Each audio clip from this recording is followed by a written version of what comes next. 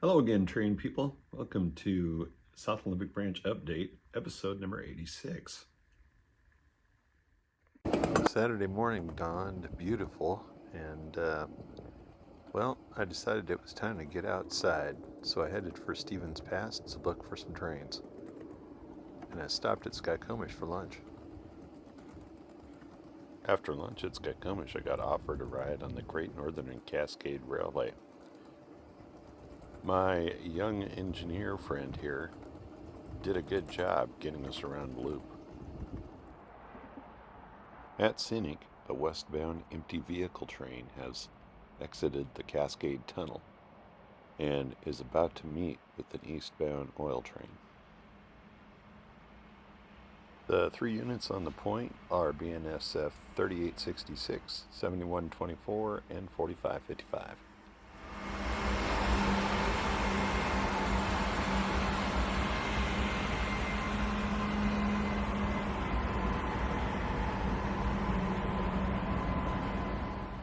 These are all GEs, with the first one being an ET44C4, the second one being an ES44C4, and the third one being a C44-9W. So this empty vehicle train is destined for an auto delivery facility in Kent, Washington, and it'll probably be picking up some Toyotas there.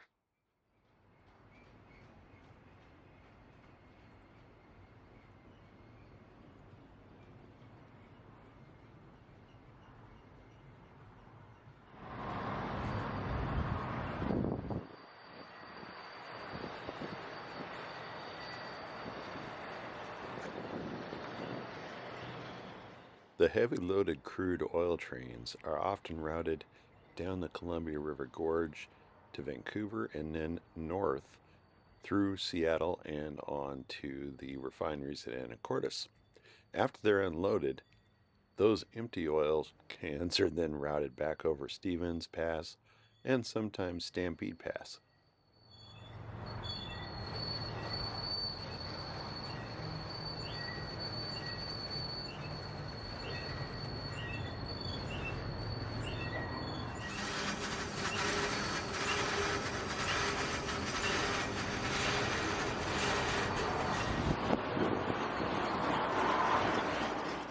The unit pushing at the end of this vehicle train is BNSF 3889, which is an ET44C4.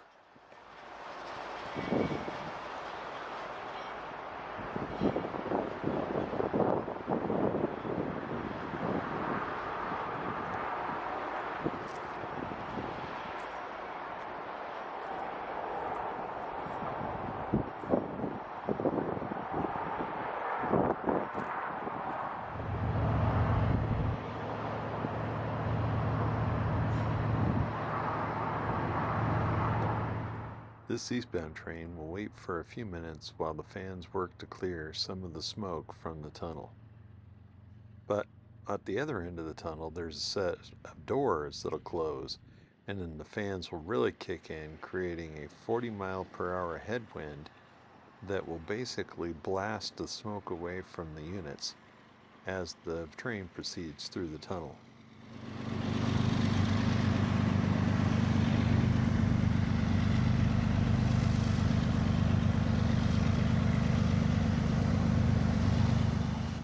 BNSF 3262 is an ES44C4. Meanwhile, BNSF 3675 is an ET44C4.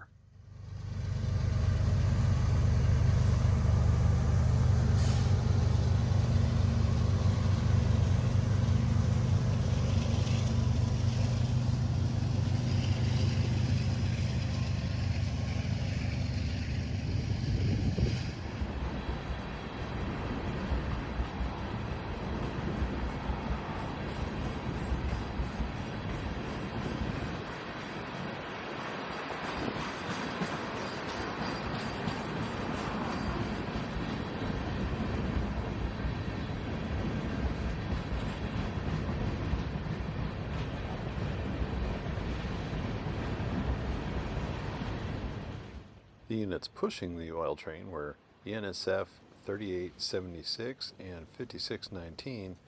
Those were an ET 44C4 and an AC 44CW.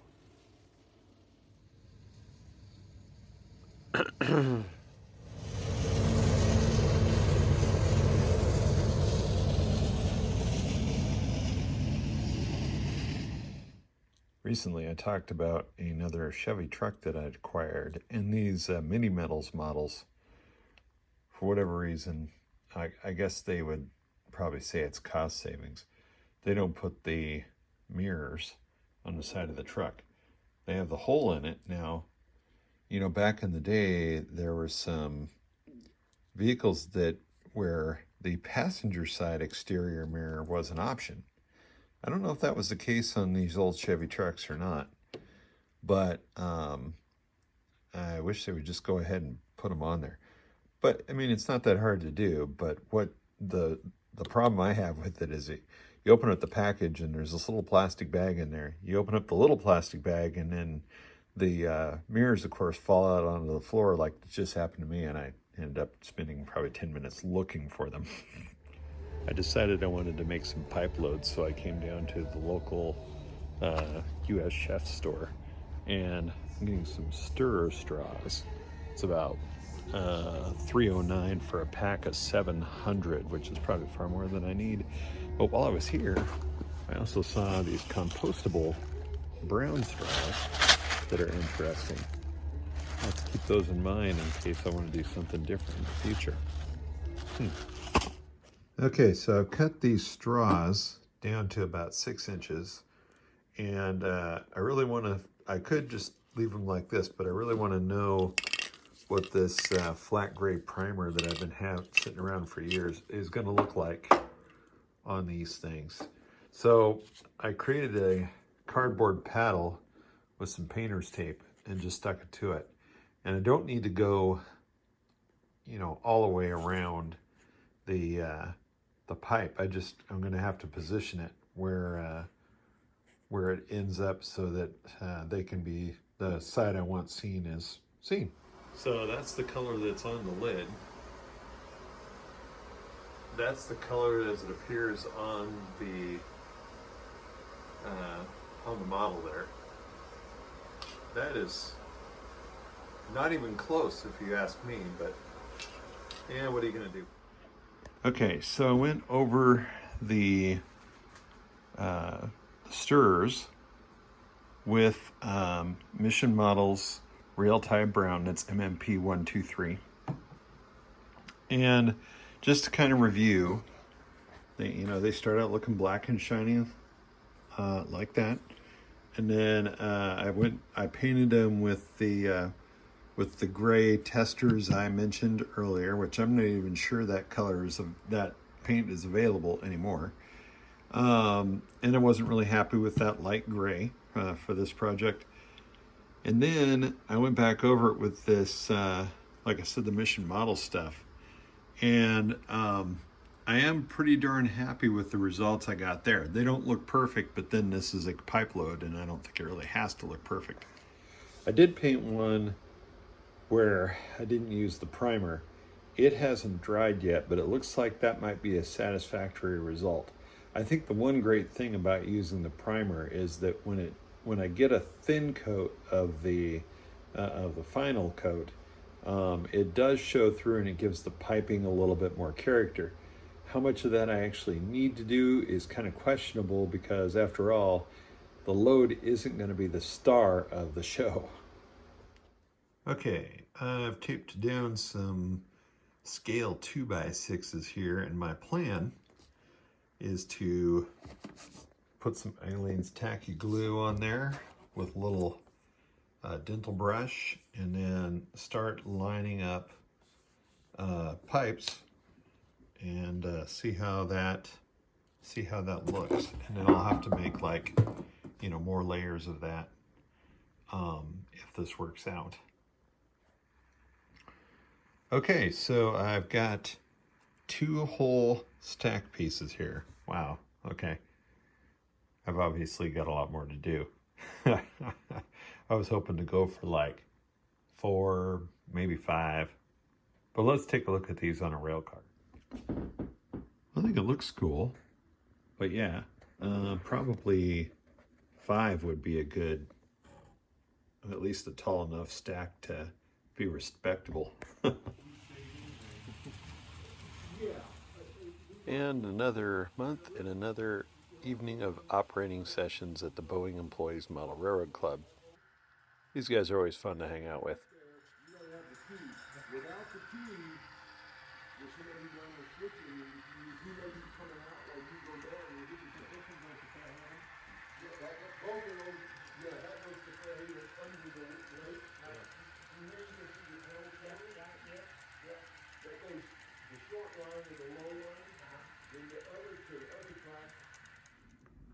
I put some strips of this slow floor material over on the top of that little bump there, and well, that didn't turn out the way I planned, or the way I thought it would. It kind of looks like a unibrow instead.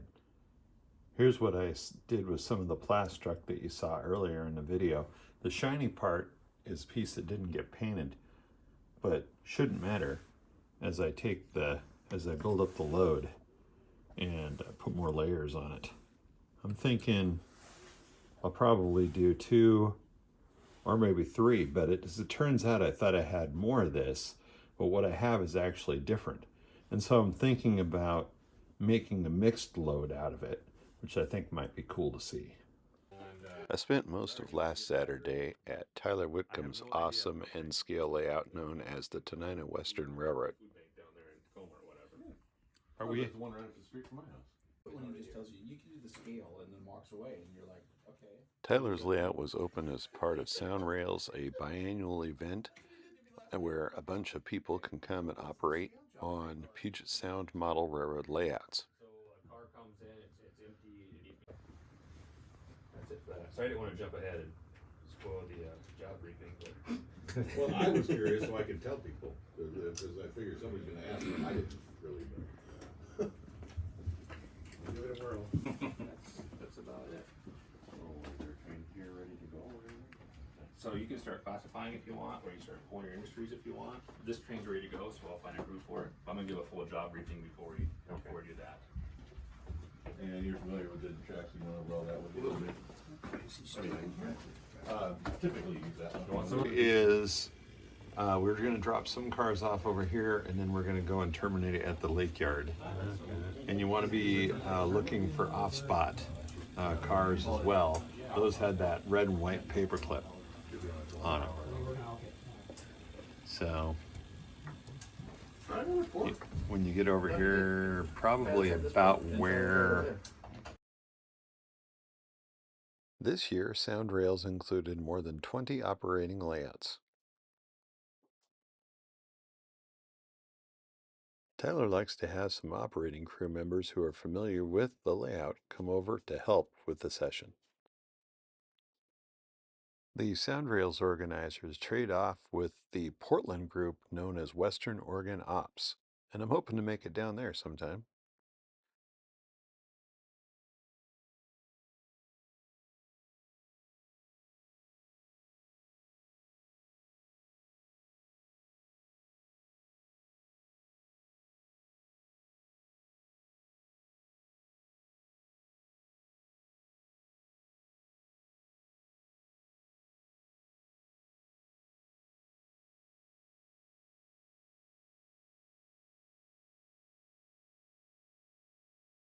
Yeah, I think you do the separate, in Separate barge.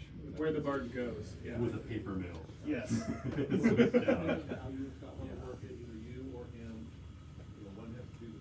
All I have to really do is my work in the office. You kidding me? Fair. Really rough. Okay. Yeah, but then it'd be Sure, just go with that. be like- Is it the same color? Just watch the train go by over Just hear a light little buzz going by. Are you recording me? Recording? Yes, I am. Ready? Oh my.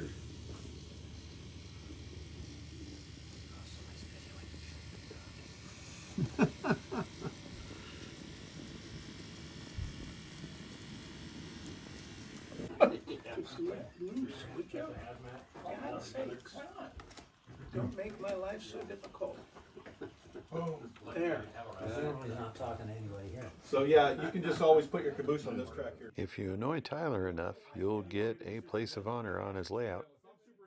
Hey, look, there's Mike. I go, well, really? That's not that far. Like, that's when I belonged to the Insco Club. I go, well, Stockshow's right there. Yeah. So I actually went to it a couple of No, we didn't use timetable this time around. But Thank God. I think it was a little bit better show than here. They had more manufacturers there than we don't never get manufacturers. So that's the thing about that show is I like to run TWC. it's got Started making some steel loads with this Plastruck 90045, but I don't really have enough. I decided I'm going to do some thinned airbrush wash on these tank cars, and to that end I got out my blocks that have some piano wire and some sleeves in them, and what I'll do is I'll take the trucks off of these things and set them on this. Now this spacing isn't right, so I'll have to drill another hole in this block. I think the tank cars I did before, or whatever it was I worked on, was apparently shorter than that. But I've also got holes in here for like longer rolling stock as well. But these make a good stand, and I got this idea from Pel Solberg. If you ever, he's got like a book on weathering that he did a few years ago. Has some neat tricks in it. Okay, so back to making some pipe load progress here. I laid out some cut pieces of 2x6, HO scale 2x6, of course.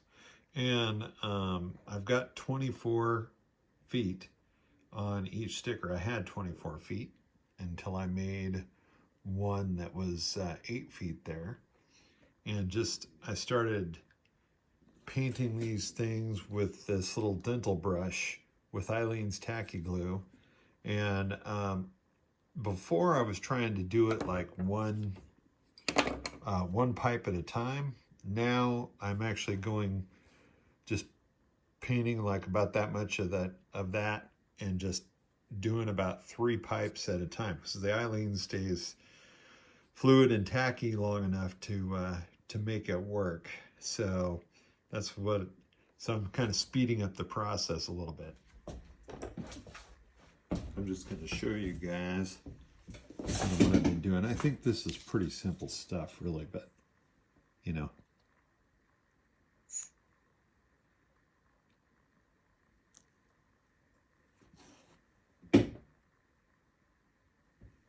Ew, I don't want that little bugger on there. Okay, let's try that again.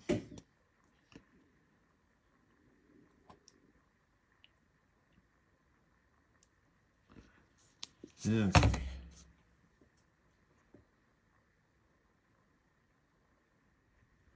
Okay, so you might be able to see where I've taken this glue brush, or this dental brush, and I've kind of spread glue down each one of these sticks. And the plan here is that I'm going for 9. And I've got a bunch of them over here. So I just need to rotate these around and make sure my shiny piece is down. I have a shiny piece on these, not because I needed that per se, but because because the place where the pipe wasn't painted, because it was stuck to the tape I used to hold it to the glue paddle, my paint paddle, right? So we are getting there. So I'm at 2, 4, 6, 7. I need 2 more. Let me see where my glue ends. Looks like I'll need to go a little bit further with the glue. So we are at stick number 8, I think. Let's see. 2, 4, 6, 8. Yeah, I need 1 more.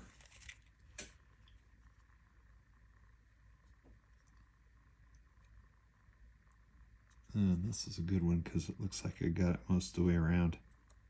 Okay. Part of the problem with painting these a similar color as they come out of the box is it's hard to tell where things land. Okay. Then, now that I've got these all kind of together, I'm going to go down with my, I think this is like a number 17 X-Acto blade. It allows me to go straight down. These chisel blades are actually pretty handy. I don't know if you guys have ever used these, but they're pretty handy.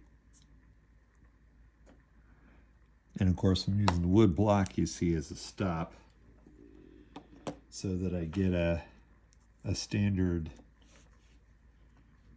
end on it. The other end's a little off. There's some variation in the pipe, quote unquote, but not a lot.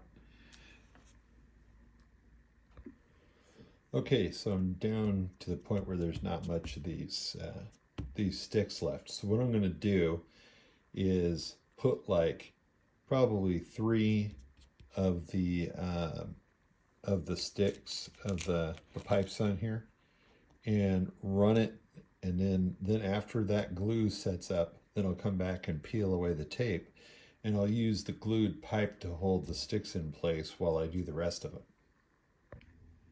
So I'm still working on, one more set of pipe here, but there's 4, and I think 5 is going to be I still think 5 is going to be a good height. And then I'll probably put some chart tape around it. I have some white chart tape. That's black chart tape, but I think I have some white chart tape here too. And I'll wrap that around the whole stack and just make myself one solid stack there. I drilled another hole in this painting stand, and I'll be, like I said, I'll be doing some really thin, maybe light gray. We'll be painting this tank car with to get it basically weathered, and then I might do some other detail stuff to it as well.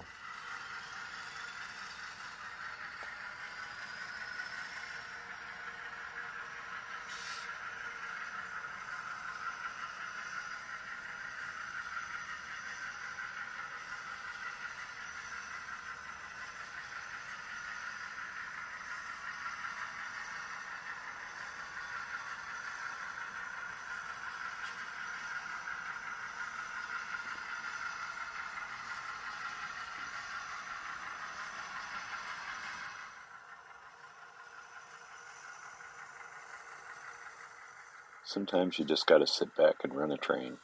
This one's led by my Bowser U-25B that's patched for the BN. It's number 5408, and it's equipped with ESU Loc sound.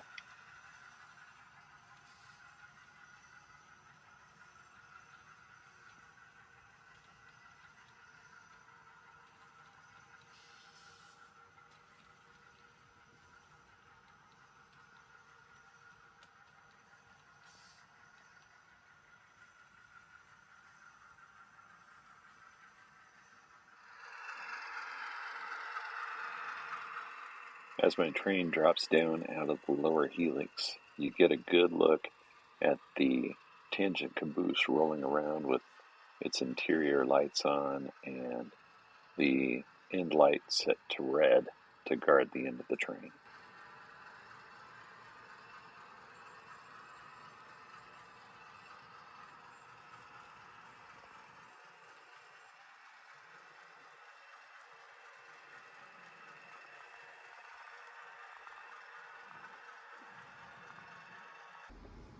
Here I'm showing the difference between a weathered car and one I hadn't actually weathered yet. And that's the end of it. In the video, that end actually looks a little heavy, but to the regular eye, it looks good. I'll be doing some more weathering on those cars. And here I'm getting ready to weather some of the grain cars. A little bit of spray on that one.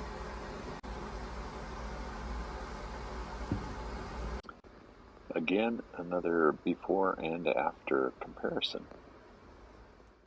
I used Mission Models MMA003 thinner in my MMP 075 light sea gray and mixed those up in the bottle and used my Posh airbrush on that. Yeah, sometimes weathering is intense. Here we're going to get a look at the airbrushing on these tank cars. I went probably 25% paint and 75% thinner. So after last night's hour-long episode of using the airbrush to weather these things, I came back today and put my and painted the wheels on more of these cars, and I got into a groove and painted a few more, so that they would be good to go there. And then I stopped by the train store while I was out and about today, the electric train shop in Burien, and picked up some 4x4 timbers in HO scale and cut those up for bed stakes. Still not sure that's all I'm going to do on that one, because I don't like the idea of the load just kind of floating free, and I think real steel would probably just take those 4x4s and shear them right off. But anyway, if it shifted. So I'm going to have to figure out something to tie that down. Other than that, I think it's looking good. So let's take a look at the cars in the train. Here comes BN 5408 again, just entering Aberdeen.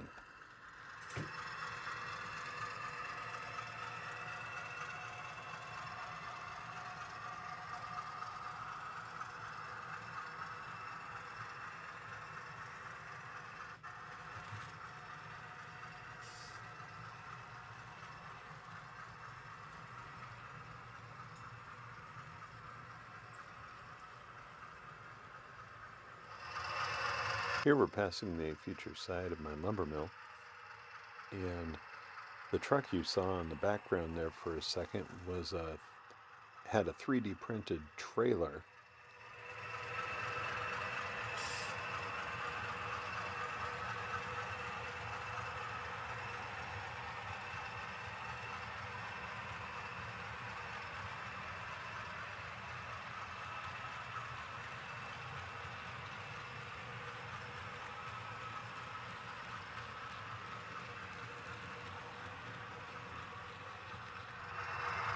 Now the train is approaching the grade that leads to the helix and my temporary backdrop.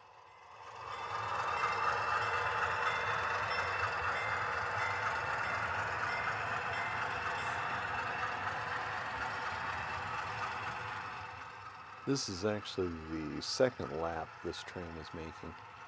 I had to take one of the cars off because it was just a little bit too much for the one locomotive by itself.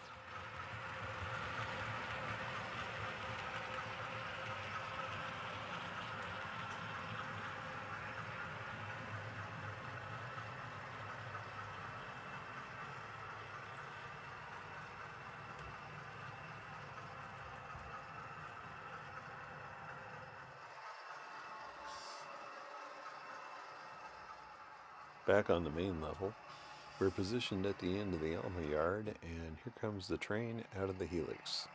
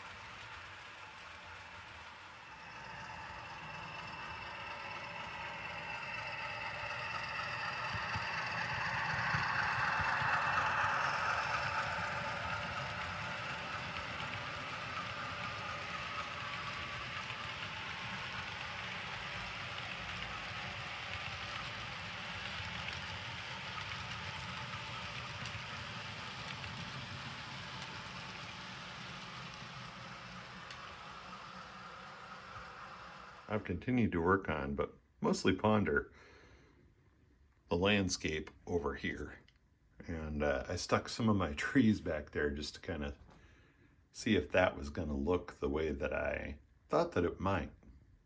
I'm still thinking that I'm going to put a inch layer over here and have a road, and maybe a gravel road that winds through the trees and comes out here for one or two houses. Ballast work continues over here as it creeps towards the yard.